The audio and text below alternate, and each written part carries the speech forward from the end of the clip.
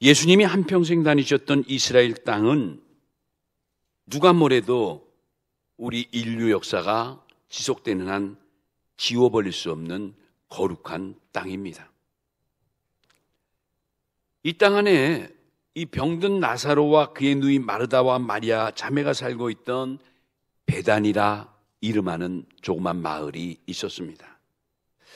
예루살렘에서 동쪽으로 약 3km 정도 떨어져 있는 곳인데, 여러분이 한번 지도를 보면 쉽게 이 베다니의 위치를 알 수가 있습니다.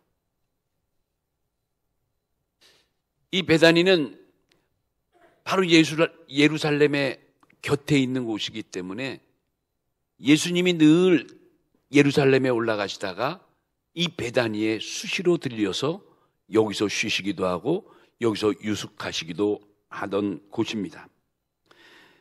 더욱이 예수님이 십자가의 고난을 받으시기 직전 바로 이곳에서 유숙하시고 예수님의 마지막 삶을 치르던 곳이기도 합니다. 마태복음에 보면 마태 21장 17절에 이런 말씀이 있습니다. 그들을 떠나 성 밖으로 베다니에 가서 거기서 유하시니라. 주님께서 늘 예루살렘 성에 올라가시다가 바로 옆에 있는 베다니에 자주 가서 거기에 유하신 거예요. 근데 거기에 누가 있었는가? 거기에 누가 있었죠? 예수님이 사랑하는 마르다와 마리아와 나사로라 이름하는 세 남매가 살고 있었던 거예요. 여러분, 근데 이 베단이란 이 마을의 이름의 뜻을 기억하시기 바랍니다. 이 베단이란 말의 뜻이 뭐냐면, 첫째는 고난의 집 이런 뜻이에요. 두 번째, 괴로움의 집. 마을 이름치고 왠지 좀 무겁죠. 좀 답답하고 왠지 어둡죠. 그런데 이러한 곳에 예수님이 자주 찾으시고 여기에 영광의 주님이 기거까지 하셨어요. 여러분, 혹시 이 시간에 이 베단이라는 그 마을의 이름의 뜻을 기억해 보면서 혹시 오늘 나의 삶이 지금 이런 베단이에 둘러싸인 삶이 아닌가 한번 조용히 생각해 볼 필요가 있어요. 지금 내가 사는 곳이 영적인 베다니가 아닌가? 나의 삶이 고난과 괴로움과 슬픔의 삶으로 점철되어 있지는 않는가? 한번 생각해 볼 필요가 있어요.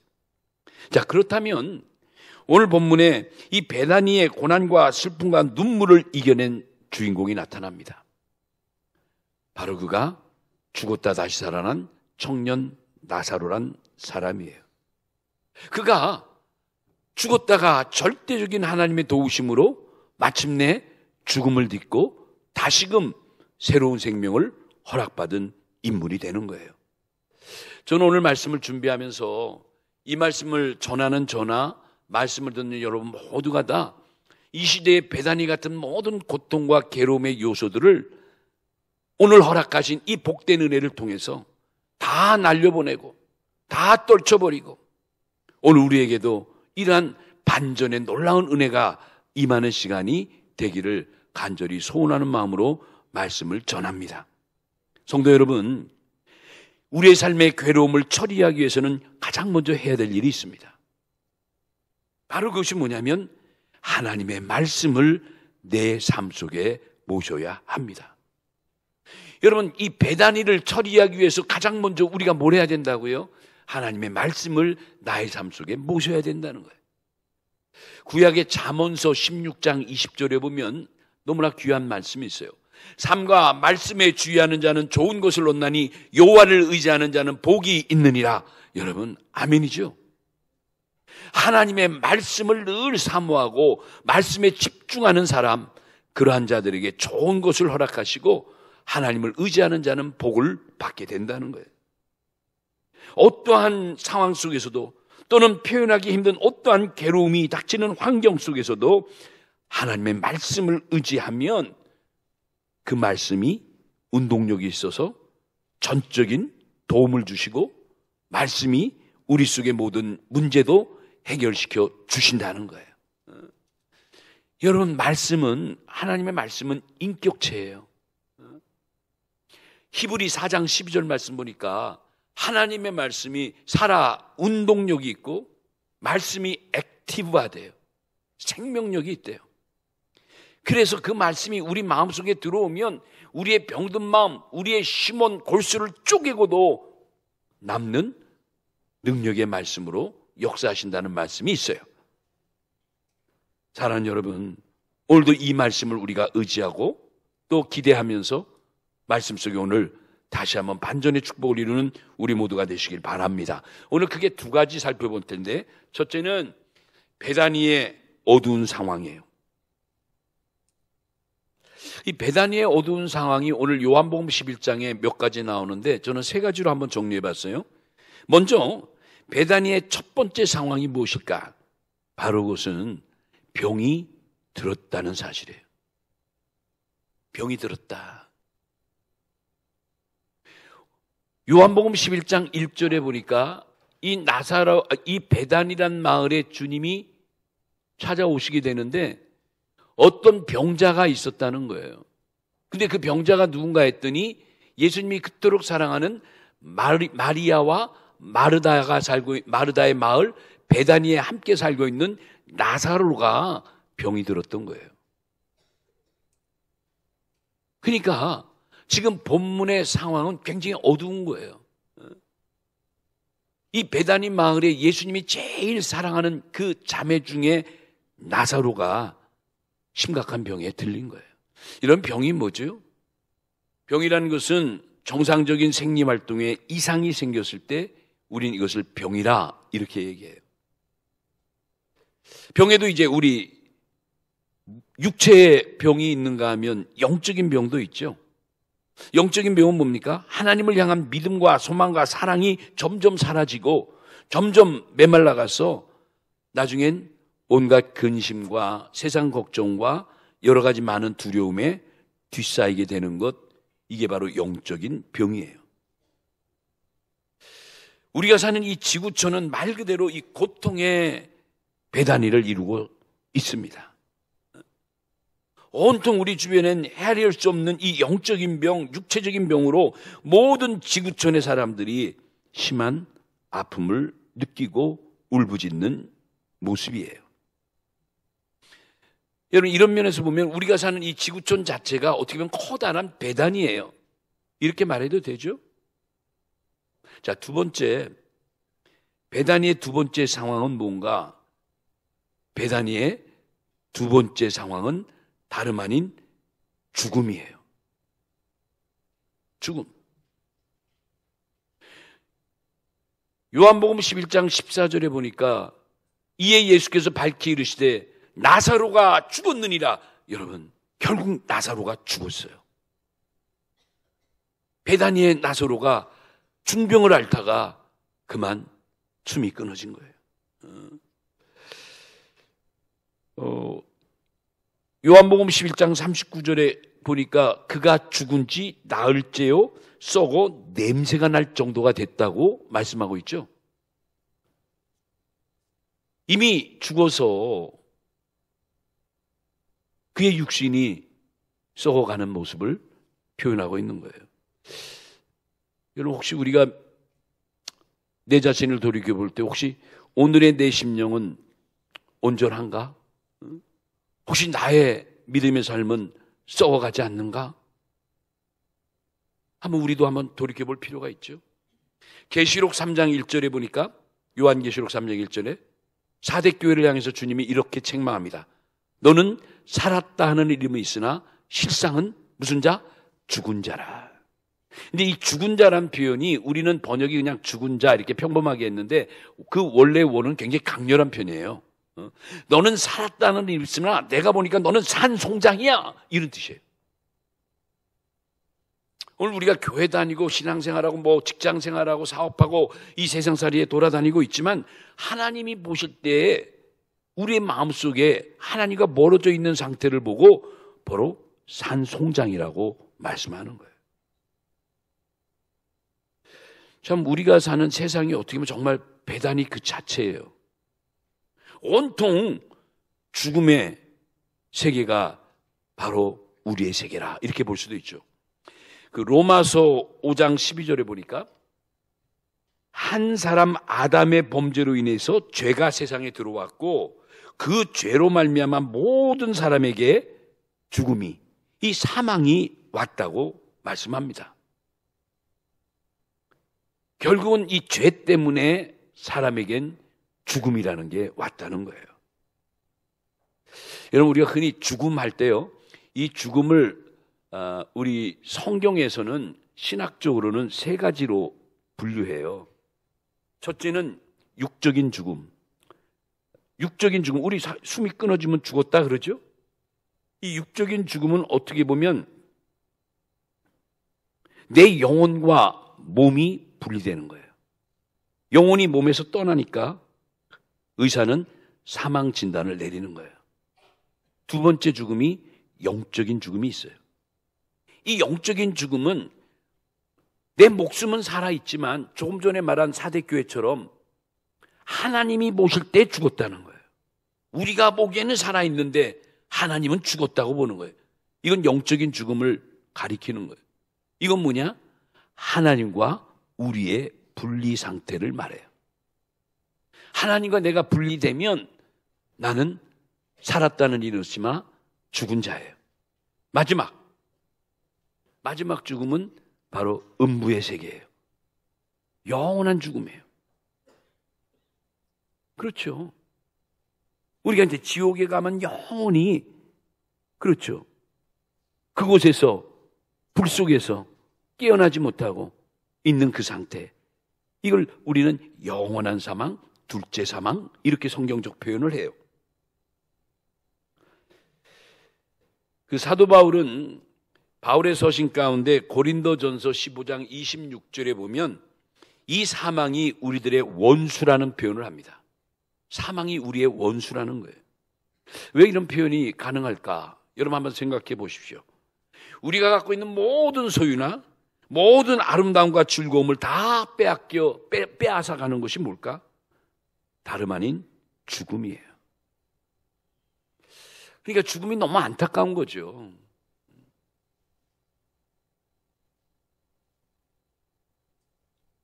이 베다니의 세 번째 상황을 말씀드릴게요. 이 베다니의 세 번째 상황을 말하려면 바로 그것은 눈물과 절망이에요. 눈물과 절망. 결국 이 베다니에 살던 나사로가 죽고 말았잖아요. 죽자마자 나사로의 죽음으로 인해서 그의 누이들인 마르다와 마리아뿐 아니라 그를 둘러싸여 있는 많은 동네 주민들까지 함께 울었다고 요한복음 11장 33절에 말씀하고 있어요. 여러분, 그 사복음서의 누가복음 7장에 보면 거기에 이제 하나밖에 없는 아들을 잃어버린 절망적인 과부의 복받치는 눈물을 우린 기억할 수가 있어요. 그 누가복음 7장 12절로 13절 라인성 과부가 그렇게 흐느껴 우는 모습을, 하나밖에 없는 아들의 시신을 가지고 빈소로 가고 있는, 장지로 가고 있는 이 모습을 보면서 따라가던 마을 모든 사람들이 함께 오열하고 함께 울었어요. 너무 안타까웠어. 마가복음 5장에도 보면 마가복음 5장 22절에 24절에 딸을 잃은 회당장 야이로가 얼마나 슬퍼 울었던지 함께했던 모든 친척들과 지인들이 함께 눈물 흘리고 슬퍼했다고 나와 있어요. 제가 뭘 얘기하려고 하냐면 이 눈물과 병이 있는 세계는 결국은 절망과 슬픔뿐이라는 거예요. 이 세계가 곧 영적인 베다니의 세계라, 이렇게 저는 보고 싶은 거예요. 여러분, 오늘 두 번째 대지예요. 그런 면에서 저는 두 번째 대지를 이렇게 말씀하고 싶어요. 나의 베다니는 빨리 해결할수록 좋다. 빨리 해결해야 된다는 거예요. 혹시 나에게 다가오는 베다니가 있습니까? 혹자는 괴로운 상황에서 자기 자신을 원망하다 못해 이제 하나님도 원망하고 환경도 원망하고 모든 사람을 다 원망하다가 나중에는 비관하고 자기의 모든 걸 다 포기하는 사람들도 적잖이 있어요. 왜 그럴까? 그들이 왜 이렇게 불행의 나락으로 떨어질까? 그 원인은 뭐냐? 각자에게 임한 배단위를 해결하지 못했기 때문에 그런 결과가 온다고 할 수 있죠. 근데 여러분 보세요. 오늘 11장이 그래도 우리에게 위안이 되고 그래도 우리에게 기쁨이 되는 것은 그러한 절망적인 배단위, 그러한 죽음에 희생당한 나사로가 죽음으로 끝난 게 아니라, 그렇죠? 새드 엔딩, 비극으로 끝난 게 아니라 어떤 반전이 일어나죠? 그가 예수님이 찾아와서 다시 살려주시는 놀라운 장면이 있어요. 이렇게 이 베다니아에서 다시 살아나서 눈물이 변하여 기쁨이 된 나사로를 오늘 이 시간 다시 한번 기억해야 돼요. 오늘 설교의 여기까지는 굉장히 베다니가 어둡고 무겁고 답답하고 좀 우울했지만 오늘 그거 설교하려는 게 아니에요. 혹시 그게 오늘의 나의 삶이요 나의 베다니였다면 이걸 어떻게 해결해야 되는가? 오늘 본문이 그 말씀이에요. 여러분 꼭 기억하세요. 공교롭게도 오늘 본문에는 나사로란 이 청년의 이름의 뜻이 뭐냐 봤더니 하나님의 도움을 받은 자, 이런 뜻이에요. 여러분 이거 꼭 기억하세요. 나사로의 이름의 뜻이 뭐라고 했죠? 하나님의 도움을 받은 자, 이런 뜻이에요. 얼마나 이름이 은혜롭고 얼마나 이름이 복된 이름입니까? 오늘 여러분과 저희 이름도 뜻으로는 신령한 나사로의 이름이 우리 이름이 되어야 될 줄로 믿습니다. 그래요. 어떤 어려움, 어떤 환경, 어떠한 상황이라 할지라도 하나님의 도움을 받는다면 못 이룰 게 없죠. 못 견딜 게 없죠. 아니 하나님이 나를 도와준다는데, 그렇죠. 소망이 있잖아요. 그러한 절대적인 신앙으로 우리는 어떤 문제도 해결받고 처리되는 이런 놀라운 은혜를 받을 수 있다는 거예요. 자, 이 사실이 오늘 본문의 핵심이고 결론이에요. 사랑하는 성도 여러분, 우리가 믿는 하나님 곧 사랑의 하나님이신 줄로 믿습니다. 베다니를 향한 우리 주님의 사랑은 첫째, 무한한 사랑이에요. 두 번째, 무조건적인 사랑이에요. 이 무한한 사랑, 무조건적인 이 사랑을 가리켜서 우리는 아가페 사랑이라고 말을 합니다. 성도 여러분, 예수님의 이 아가페 사랑은 죽음보다 강하다는 것을 본문은 우리에게 일깨워 줍니다. 주님의 이 아가페 사랑이 모든 것을 넉넉히 이기고도 남게 한다는 이 사실을 본문은 우리에게 교훈합니다. 여러분, 사랑은 죽은 사람을 잠자는 사람 깨우듯 살려낼 수 있습니다. 이게 바로 사랑의 힘인 거예요. 우리 예수님은 이 사랑으로, 이 아가페의 사랑으로 베다니에 찾아오셔서 이 베다니의 슬픔을 처리하시고 마침내 회복시켜 주시는 위대한 힘을, 위대한 능력을 우리에게 보여주셨어요. 오늘 이러한 주님이 오늘 우리 교회 여러분의 심령 속에 찾아오시는 복된 시간 되시길 바랍니다. 이 주님을 우리가 맞이하면 나의 베다니의 문제는 해결되는 거예요. 그런데 오늘 본문 가운데 또 하나 놓치지 말아야 될 것, 이렇게 예수님의 위대한 사랑으로 베다니를 찾아오셨는데 그래서 모든 게 반전이 되죠. 그런데 예수님의 이 놀라운 반전의 역사에는 반드시 전제된 게 있었어요. 뭐가 전제됐죠? 예수님의 강력한 기도가 전제되어 있어요. 기도. 여러분, 우리 주님은 지금도 하늘 보좌 우편에 계신 자요, 이 시간에도 우리를 위해서, 여러분과 저를 위해 기도해 주시고 간구해 주시고 손을 들고 축복해 주시는 우리 주님이신 줄로 믿습니다.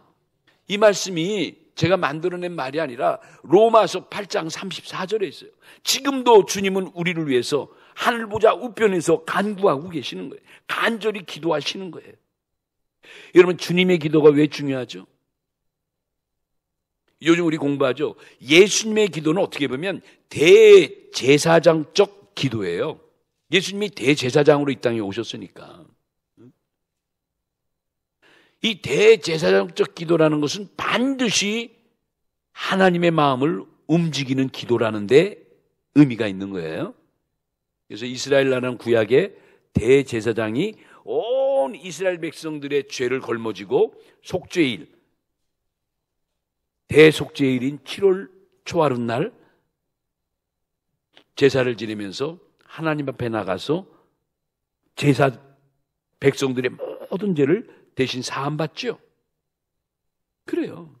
그러니까 이 대제사장의 기도라는 것은 반드시 응답을 이루는 기도, 이렇게 말할 수도 있는 거예요. 그러니까 예수님의 기도는 반드시 헛되게 돌아온 기도가 없죠. 반드시 응답의 열매를 맺었어요. 그러니까 예수님의 기도는 정말 위대한 기도죠. 여러분, 우리에게 주시는 메시지가 뭡니까? 오늘 우리도 예수님의 이름으로 기도하면, 예수님의 이름으로 기도하면 어떠한 문제도 우리가 다시 일궈낼 수 있고 회복시킬 수 있고 다시 일어날 수 있는 능력이 역사한다는 것을 오늘 본문은 우리에게 교훈하고 있는 거예요. 사랑하는 여러분, 오늘 예수님이 이 무한한 사랑과 말씀과 기도를 가지고 베다니를 찾아오셨다는 거 꼭 기억하세요. 그리고 그것을 가지고 이 슬픈 베다니를 처리하셨던 거예요. 베다니의 문제를 해결해 주셨던 거예요. 여러분, 하나님의 말씀은 능치 못함이 없는 줄로 믿습니다. 하나님 말씀 한마디면, 우리 아버지 말씀 한마디면 오늘 베다니와 같은 어떠한 경우도 넉넉히 처리되는 역사가 임할 줄로 믿습니다. 그런 믿음으로 우리가 믿음 생활해야 되는 거예요. 그런 믿음으로 우리가 예배를 참석하고 말씀을 듣고 오늘도 주시는 말씀으로 내가 회복되어지고 반전되어지고 내가 살아난다는 이 믿음으로 말씀을 받는 거예요. 그렇죠. 여러분, 하나님의 말씀은 아까 얘기했죠. 운동력 있고 생명력이 있다고 그랬잖아요. 인격체라고 그랬잖아요. 그러니까 하나님의 말씀은 일반 사람들의 말과 다른 거예요. 여러분, 많은 사람들이 뭐 강당에서 강연도 하고 세미나도 하고 뭐 여러 가지 건강에 대해서 뭐 학문에 대해서 이렇게 얘기도 하지만 교회에서 선포되는 하나님 말씀은 그런 강연에서의 일반적인 사람들의 말과는 달라요. 저 역시 사람의 입으로, 제 입으로 말씀을 전하지만 그러나 우리가 전하는 말씀은 사람의 말이 아니라 하나님의 말씀인 줄로 믿습니다. 이걸 가리켜서 신학적으로 선포되는 말씀, 이렇게 말해요. 선포되는 말씀.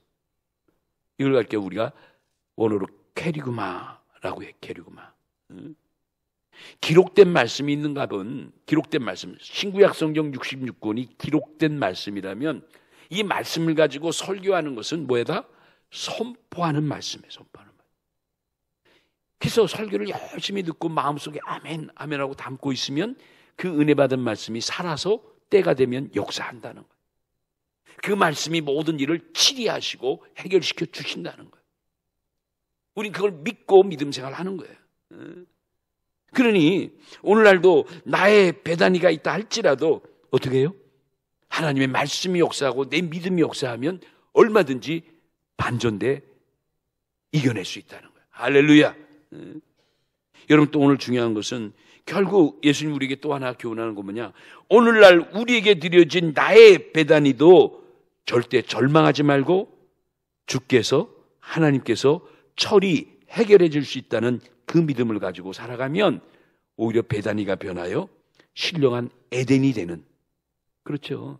베다니라는 것은 고난의 집, 고통, 죽음, 이런 우울한 단어인데 이 베다니 마을에 반대되는 게 뭐예요? 에덴 동산은 에덴. 에덴이 기쁨, 낙원, 즐거움, 이런 뜻이잖아요. 오늘 주님은 우리에게 말씀하는 것이 설령 너희들의 삶에 베다니 같은 어려움과 고난이 틈탄다 할지라도 쉽게 절망하지 말고 낙심하지 말고 누굴 바라보라? 주님을 바라보라는.